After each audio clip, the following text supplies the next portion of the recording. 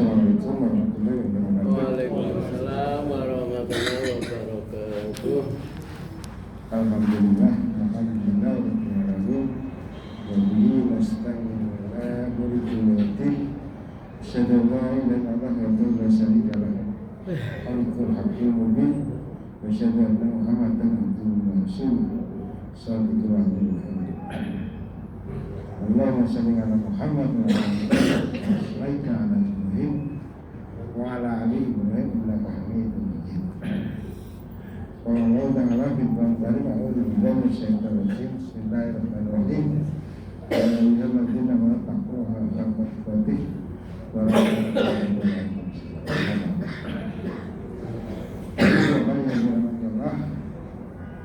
Terutama kita panjatkan puja dan bersyukur hanya kepada Ilahi itu yang telah melimpahkan berbagai nikmat kepada kita semua, membahagiakan dengan sempat dan nikmat-nikmat yang lain yang tidak bisa kita hitung satu persatu sampai detik ini, dan kita pun alhamdulillah telah menyelesaikan serangkaian ibadah haji sehingga alhamdulillah kita tetap diberi kesehatan.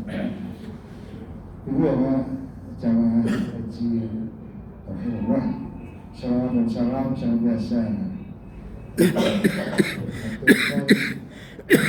tujuan kita Rasulullah Muhammad sallallahu alaihi wasallam beserta keluarganya, para sahabatnya, para tabi'in, para syuhada, para pejuang Islam, insyaallah termasuk kita yang senantiasa mengedepankan dan mengamalkan apa yang menjadi surah-surah dari beliau.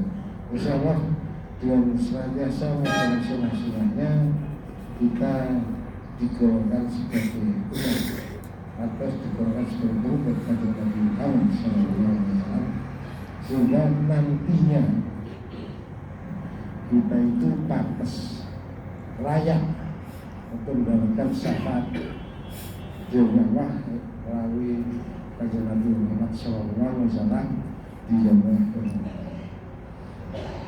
Ucapu sebelumnya saya mengajukan di sini dan mudah-mudahan insyaallah nanti akan bermanfaat bagi kita semua. Para jamaah haji rahimahullah, saya teringat dari sebuah ayat yang ada di Al-Quran, yaitu inna sholati wa nusuki wa mahyaya wa mamati lillahi rabbil alamin. Sesungguhnya sholatku, ibadahku, hidup dan matiku hanya untuk Allah Ta'ala.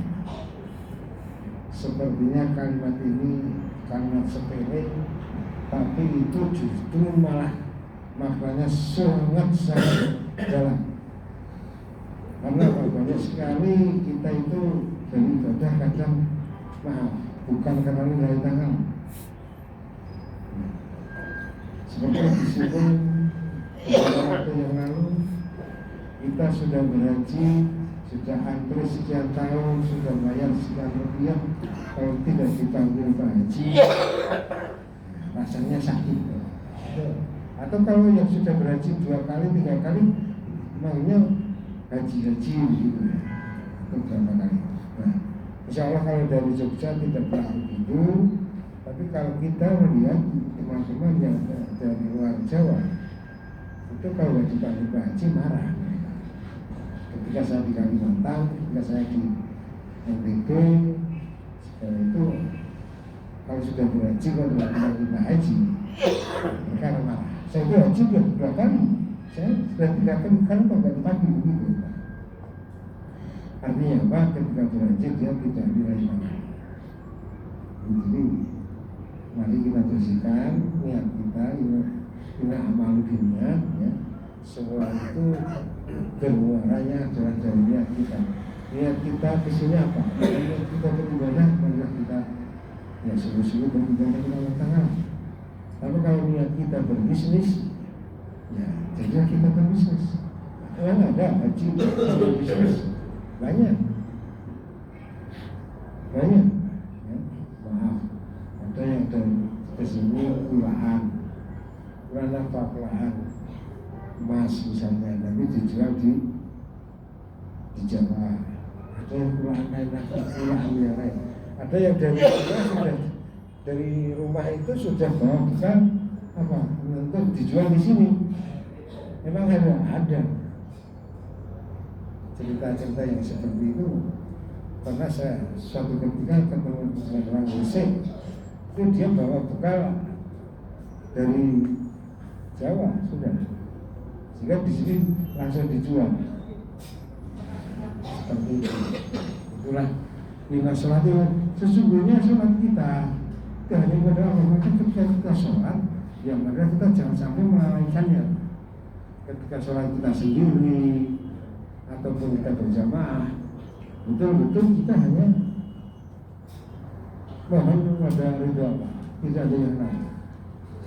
Kalau sendiri terus kita sholatnya kita cepat, itu yang benar. Tapi sesuai dengan kaidah yang sebenarnya.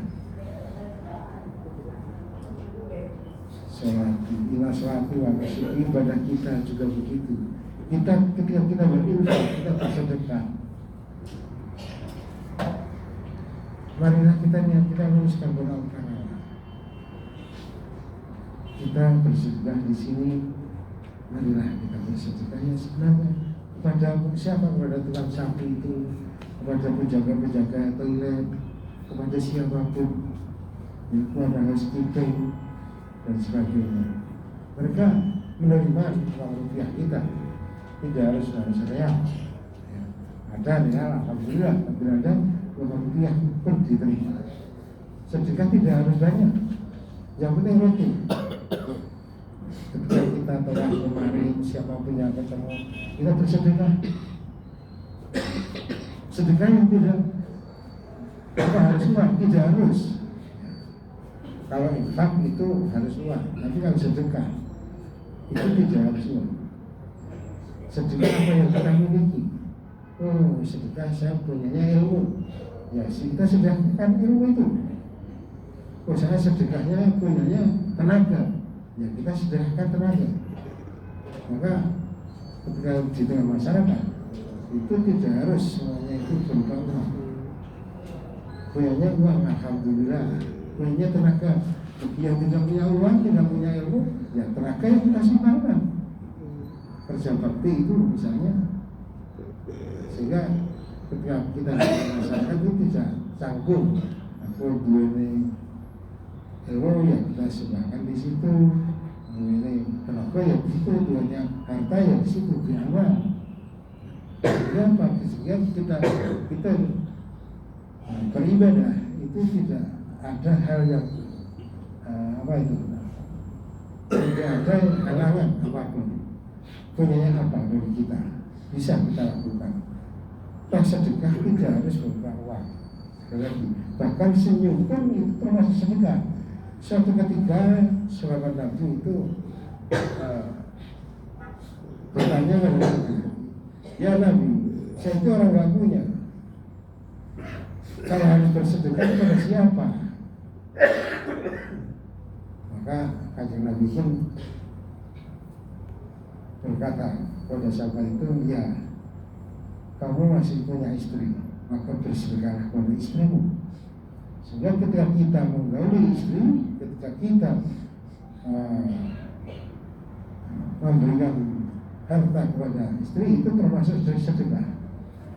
Jangan khawatir, kita berbuat baik pada istri kita, pada anak-anak kita, itu adalah yang terbaik untuk kita untuk bersedekah. Sehingga apa, saudara-saudara semua, alhamdulillahnya kalau kita bangun keluarga itu biasa bersedekah, minimal senyum di antara keluarga kita. Jangan sampai di antara keluarga kita tidak ada tegur sapa. Dan bahasa Jawa itu sapa arah. Pak Ustadz, suaranya kurang jelas. Coba ini sudah berapa nih? Pak Ustadz ini Pak Ustadz juga ini. Kalau saya lepas, saya itu sudah batuk. Sebetulnya yang jauh Pak Abdul Aziz. Saya cuma menggantikan katanya hari ini yang sanggup dari bidang rumah. Ini siapa gitu, saya nggak tahu. Tadi Pak Maran sudah begitu. Atau dilanjut Pak Abdul Aziz boleh? Pak Yaman? Halo? Ini berapa kali di rumah? Komandan. Eh? Komandan. Oke, saya lanjutkan ini. Barangkali soalnya atau gimana saya nggak tahu ya. Ibu bapak jamaah haji rahimahullah, kita lanjutkan. Jadi yang senang sedekah saya ingatkan lagi, banyak menjadi daya hidup kita. Jangan sampai kita keluar dari gaya hidup seperti itu. Kita sudah beribadah aja harus berubah. Nah, perlu yang namanya sedekah itu tidak hitung-hitungan. Maksud saya, selama belum ada cerita orang miskin menjadi fakir gara-gara sedekah. Tidak ada. Abdul Rahman bin Auf, seorang sahabat Nabi, suatu ketika itu ingin miskin. Jadi semua hartanya itu disedekahkan semua. Masya Allah. Satu ketika itu justru malah dia hadis diberikan kurma yang sudah busuk itu Pak.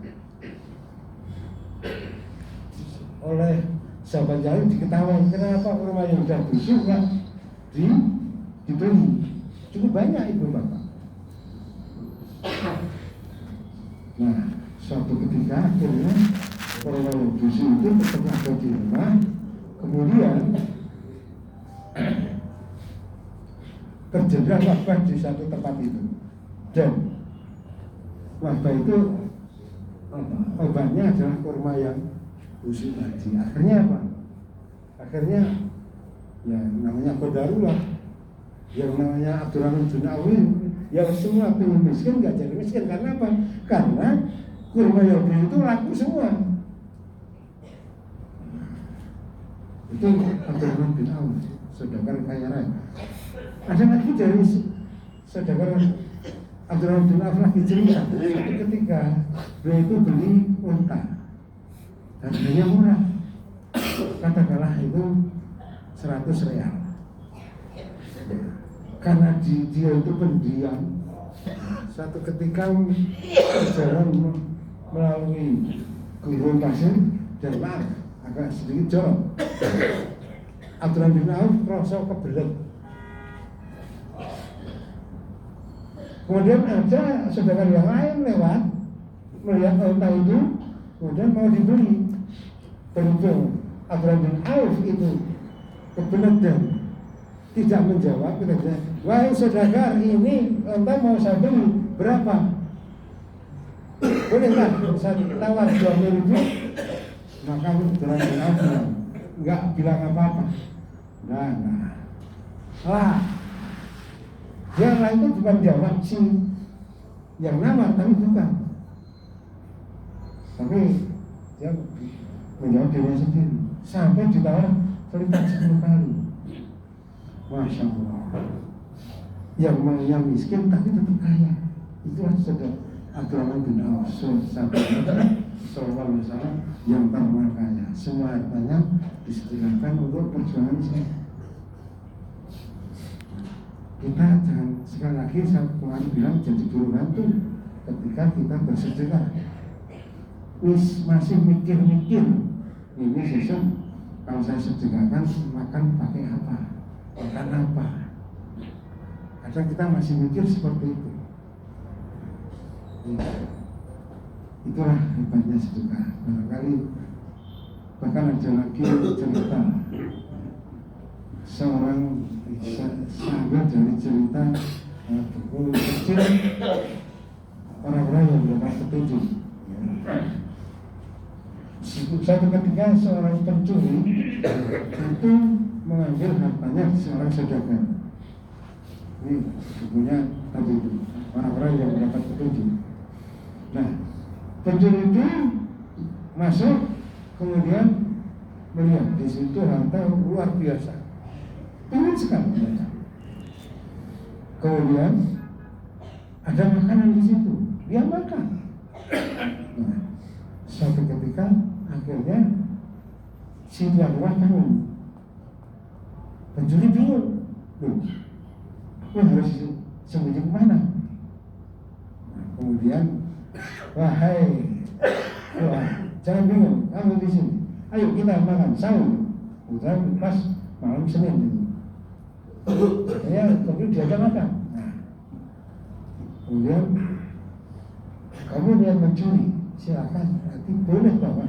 Kamu sekuatmu berapa silakan bawa. Gak usah mungkin tak kasih. Bilangnya begitu si tuan rumah. Akhirnya apa? Tapi tolong hitungkan dulu. Saya mau berzakat, harta saya seperti ini. Tolong hitungkan. Bisa nggak kamu hitung zakat saya? Kebetulan si pencuri ini bisa berhitung zakat itu. Tolong hitungkan sampai suatu ketika masa waktu subuh belum selesai hitungnya. Ayo kita sholat dulu, sholat subuh. Bagaimana dia sholat? Selesai sholat subuh, meneruskan menghitung zakat lagi sampai waktunya zuhur belum selesai lagi. Maka ayo sekarang kita sholat duha dulu. Bahkan sampai duha pun nggak selesai, sampai berduka sore nggak selesai karena sakit badannya hartanya itu. Jadi menghitung zakat itu yang benar ada masing-masing ada hitungannya. Maaf Pak Mahil. Jadi zakat emas itu ada hitungannya sendiri. Zakat pertanian ada hitungannya sendiri. Kapan haul, kapan nisab. Zakat pertanian itu kan ada dua macam, yang dapat kelahiran dan yang tidak dapat kelahiran. Ada hitungannya sendiri. Zakat perdagangan bagaimana hitungnya dan lain sebagainya. Nah, ini terjadilah di situ. Akhirnya apa sih pencuri itu? Pencuri itu akhirnya masuk Islam, ya, karena saking solihnya si yang akan dicuri itu akhirnya apa? Akhirnya nggak jadi mencuri, tapi jadi juru hitung zakat atas nama si pemilik rumah itu. Nah, itulah hidayah dari Allah Ta'ala. Karena apa? Lewat sedekah si tuan rumah akhirnya bisa memberikan petunjuk kepada si pencuri untuk lebih taat lagi. Itu apa yang kita selati, wazuki, wahmahyaya, hidup kita. Hidup kita sekarang bagaimana? Apakah betul-betul nilai utama atau belum? Maaf, hidup kita ya cuma sebentar. Ibaratnya itu uang mampir wudhu. Karena paling sebentar lah. Kita itu hidup di dunia itu paling lama berapa rata-rata? Kalau nggak Nabi Muhammad SAW itu kisaran 60. Maka dalam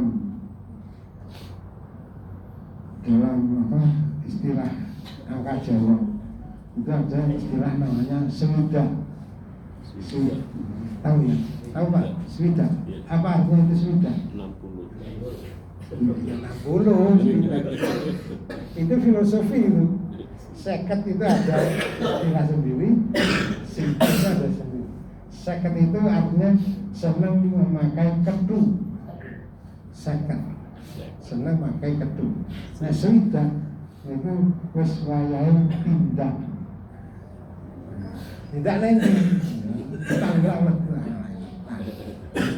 Hidup kita nilai kita rata-rata umur swida. Kalau nanti umur kita sampai 70 sampai 80 itu bonus.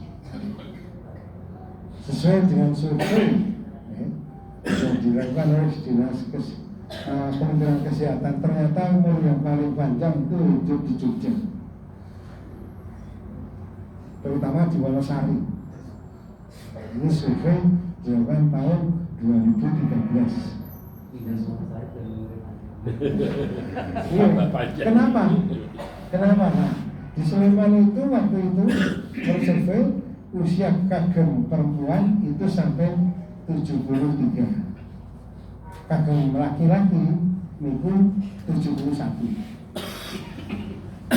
Usia penyakit kenapa? Ternyata pola makan orang Sleman itu baik dibanding daerah lain. Apa itu? Tahu dan tempe. Tapi Gunung Kidul luar biasa Gunung Kidul. Usia harapan hidup di Gunung Kidul itu 78 untuk perempuan dan laki-laki 75. Kenapa? Usul punya usul. Gara-gara mana?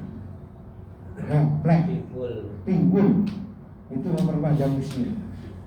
Jadi makan siang yang baik itu adalah apa? Ketela. Mengapa? Ini orang kesehatan yang bicara. Karena di dalam ketela itu ada unsur, ya, unsur yang bisa untuk merontokkan kanker. Mengapa dulu Pak Harto menurut cerita di biografinya kalau siang itu makannya ketela, kiwi, katok, ujet telo dan sebagainya. Berawat karena itu faktor-faktor. Nah, kalau hidup kita apakah betul itu sudah dari mana? Dari kita baru tidur, apa kita baru tidur mengucapkan alhamdulillah? Kalau kita bangun tidur, kita berdoa alhamdulillah, akhirnya pertama Allah lain. Apakah itu sudah sering? Ketika mau tidur, apakah kita sudah berdoa juga? Atau karena lalu? Itu yang hidup kita yang banyak sebentar di dunia ini, apakah sudah kita isi dengan nilai-nilai kesolehan? Apakah waktu kita habiskan hanya untuk berhenti, hibah, atau ada nilai-nilai sendiri? Kita cari ilmu misalnya, kita mengaji. Itu yang perlu kita pikirkan. Saya ingat ketika nanti sakaratul maut, bekal kita itu apa? Kita sholat sehari semalam 17 rakaat. Tapi maaf, apakah kita sudah tahu maknanya mulai dari takbiratul ihram sampai salam? Sudah tahu maknanya belum? Kalau belum, ini saatnya untuk kita belajar. Jangan sampai kita apa arti mengangkat tangan Allahu Akbar seperti ini? Kenapa tidak seperti ini? Ada mana? Saya melihat orang takbiratul ihram itu orang 100 macamnya ya, takbiratul ihram 100 tidak kompak. Apa? Kenapa kalau at-tahiyat itu kita ngaco? Tidak usah mikir ngaconya kayak apa, tapi ngaco. Apa itu artinya? Kenapa salam kita kok tengok kanan tengok kiri? Itu ada di bedah di bukunya Al-Ghazali. Ada itu semua. Jadi di sana nilai filosofi tentang sholat, insya Allah ada di bedah di sini. Nah, kita sholat harus tahu maknanya. Kalau tidak tahu maknanya ya maaf, kita ke sholat pikiran kita kemana-mana. Dan sampai kita nanti oleh Allah ditanya, sholatmu seperti apa? Kedua, kita itu nanti hidup juga diminta pertanggungjawabannya. Apakah kita sudah berzikir pada Allah? Seberapa banyak zikir kita?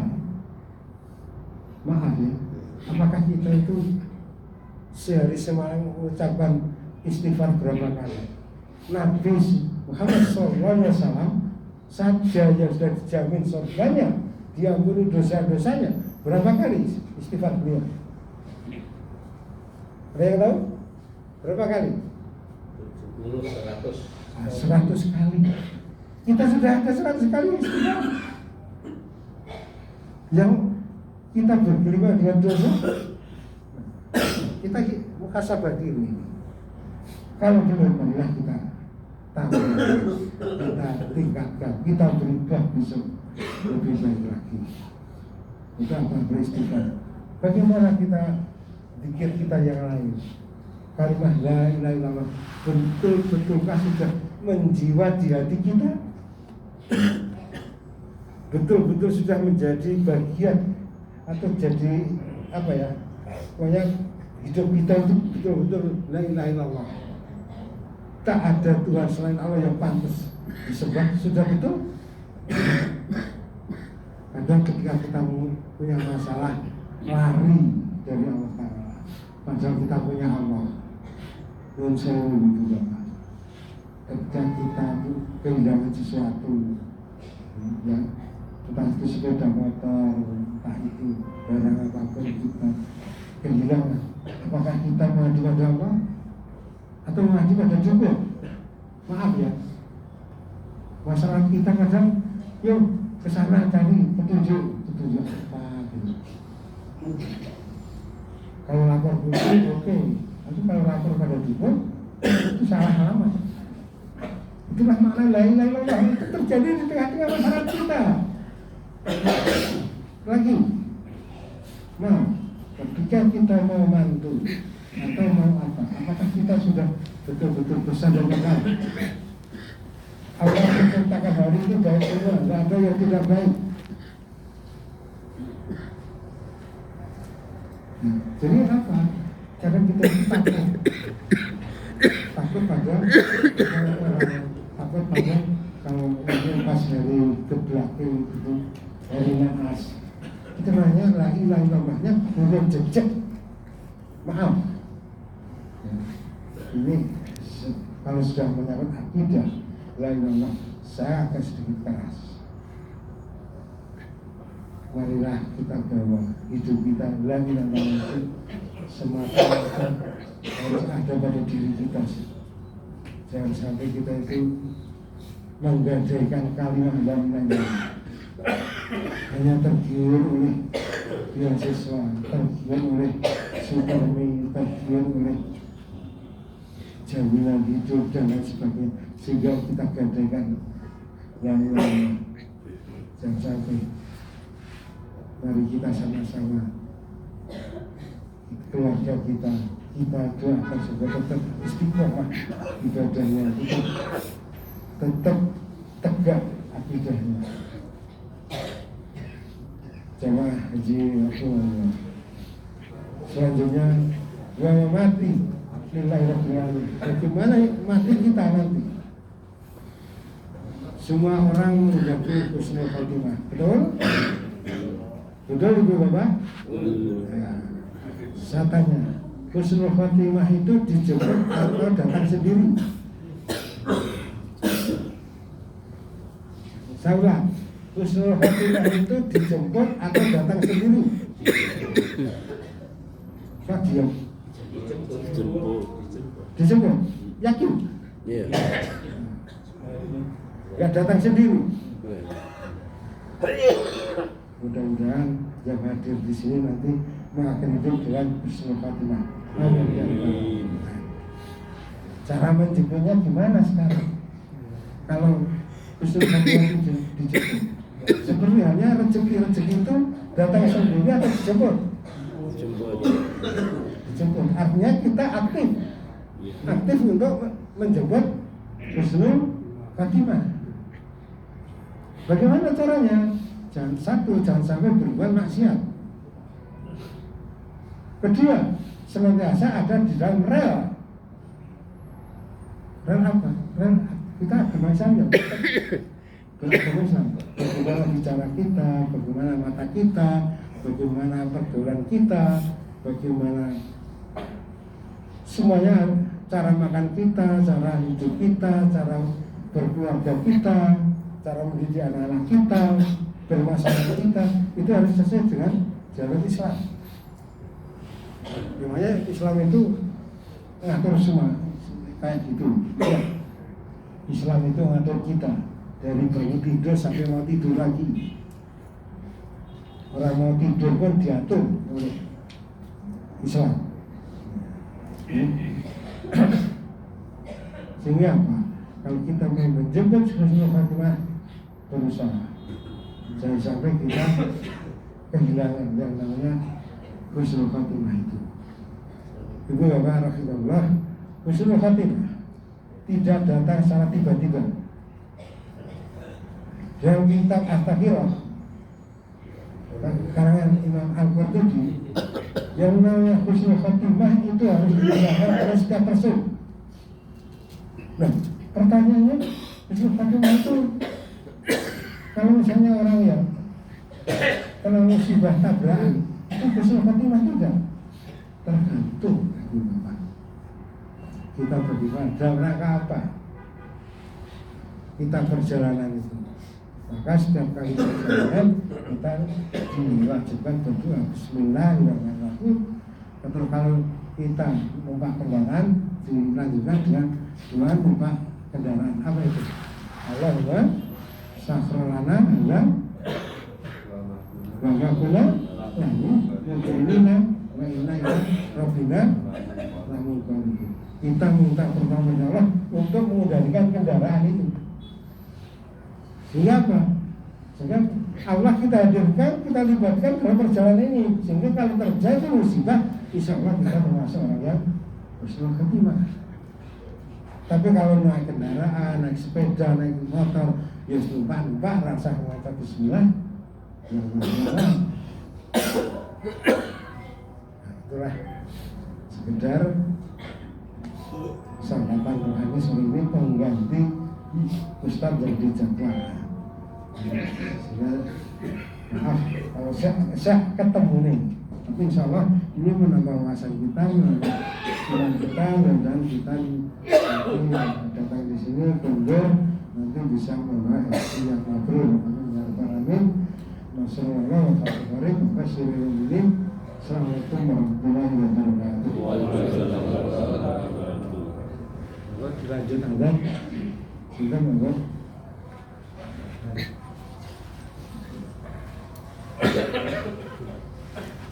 Thank you.